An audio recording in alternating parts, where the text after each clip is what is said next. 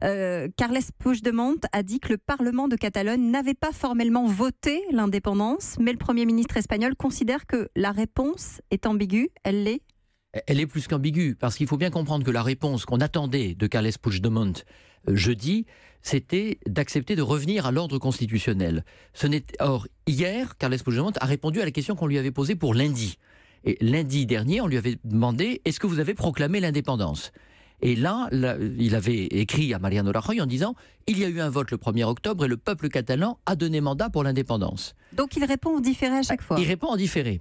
Et il le fait exprès parce que ce qu'il veut, il s'est placé dans une telle situation qu'il veut aller au clash et surtout il veut donner consistance à l'idée que la Catalogne est une région opprimée. Or, quoi de mieux que de voir effectivement une intervention de l'État central, la suspension des autorités catalanes et pouvoir dire nous sommes des victimes politiques, nous sommes des prisonniers politiques. Ça, le gouvernement central l'a bien compris. Mariano Rajoy va activer l'article 155 de la Constitution. C'est la suite logique? C'est la suite logique, puisque l'article 155 dit clairement quand une compétence, une communauté autonome envahit les compétences de l'État et s'arroge des pouvoirs qu'ils n'ont pas, il faut intervenir. Donc c'est une procédure exceptionnelle, jamais elle n'avait été mise en œuvre, mais ce n'est pas une procédure d'exception.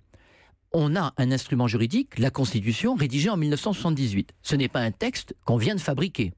Contrairement, par exemple, à la loi référendaire en Catalogne qui a été fabriquée au début du mois de septembre. Donc, en plus, c'est encadré par un processus parlementaire. Il va y avoir débat au Sénat.